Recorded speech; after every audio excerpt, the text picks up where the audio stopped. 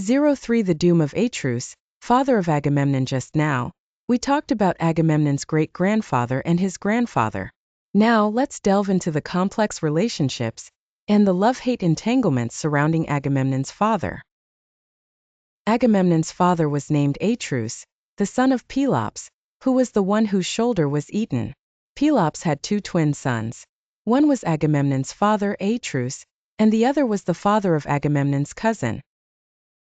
We previously mentioned the incestuous relationship between Agamemnon's cousin and Agamemnon's wife, and now we bring up this character again. This cousin's father and Agamemnon's father were once twin brothers. These two twin brothers had reached an agreement about who would rule Mycenae. They decided to alternate their reigns 1 year for each. However, once Agamemnon's father gained power, he also acquired a golden fleece. The golden fleece was a symbol of power, and he no longer wanted to relinquish it. Thus, he refused to hand over the kingship to his brother. In retaliation, the brother had an affair with his brother's wife, and together they stole the golden fleece, usurping the throne. Agamemnon's father demanded the throne back from his brother. The brother replied, "Brother, you can only regain the throne if the sun rises in the west." As fate would have it, with Zeus's help, the sun did rise in the west, allowing Atreus to reclaim the throne and seek revenge on his twin brother. How did he take his revenge? He killed his brother's two sons, dismembered them, and served them as a meal to his brother. Does this story remind us of the tale of the great-grandfather? Again, it involves killing children and turning them into meat. However, that great-grandfather at least killed a child to offer it to the gods, seeking to probe their wisdom. What did Agamemnon's father do? He butchered someone else's sons and served them to their own father. What a grave sin, what a malicious act.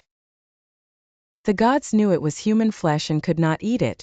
However, the brother was not a god and lacked that wisdom, so he consumed the meat, only to discover it was his own sons.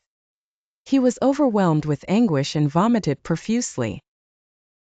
The horrified brother, having eaten his own son's flesh, lost his sanity and went mad. At this point he believed the oracle who said, "As long as you marry your own daughter, you can kill your brother." Just think about this twisted relationship. This mad brother believed the words and indeed slept with his daughter, resulting in a child. Who was this child? It was Aegisthus, Agamemnon's cousin, the one who usurped Agamemnon's wife and throne. Look at how intricate these relationships are. From the moment Aegisthus was born, he was a bastard, his bloodline tainted. After learning about his father's fate and the fate of his two brothers who were turned into meat, he directed all his hatred towards Agamemnon's father and Agamemnon himself. If it weren't for these two, his family would not have suffered such misfortune. Thus, he harbored resentment towards his uncle and cousin Agamemnon. When Agamemnon went off to war, Aegisthus finally found the opportunity to take revenge on Agamemnon and his father. He engaged in an illicit relationship with his brother's wife, Clytemnestra, and together they seized Agamemnon's throne. Through this unraveling, we understand that the stories of Agamemnon's family do not begin solely with him. His great-grandfather, grandfather, and father all committed heinous acts. Their wrongdoings incurred the wrath of the gods and the curses of men. Thus, this family has always been rife with incestuous relationships.